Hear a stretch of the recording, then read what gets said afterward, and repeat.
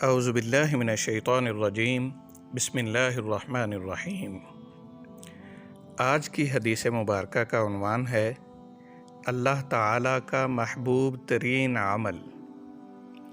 سیدہ عائشہ رضی اللہ عنہا بیان کرتی ہیں کہ رسول اللہ صلی اللہ علیہ وسلم نے فرمایا، احب الاعمال الی اللہ تعالی ادومها وان قل۔ اللہ تعالیٰ کے ہاں سب سے زیادہ پسندیدہ عمل وہ ہے جو ہمیشگی سے کیا جائے، خواہ وہ تھوڑا ہی ہو۔ صحیح البخاری 6464، صحیح مسلم 783۔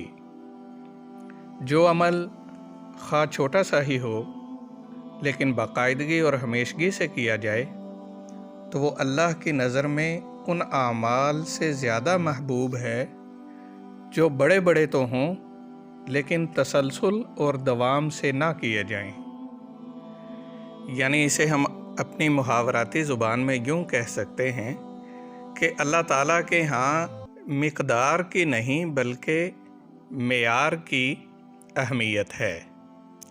یعنی ضروری نہیں کہ بندہ جب کوئی نیک عمل کرنے لگے تو ڈھیر لگا دے اور اس کے بعد ایسی غفلت چھائے کہ ہفتوں مہینوں تک اسے پرواہ ہی نہ ہو کہ وہ عمل دوبارہ بھی کرنا ہے، بلکہ اللہ تعالیٰ کو تو یہ بات محبوب ہے کہ عمل خواہ تھوڑا ہی کیا جائے لیکن روزانہ کیا جائے۔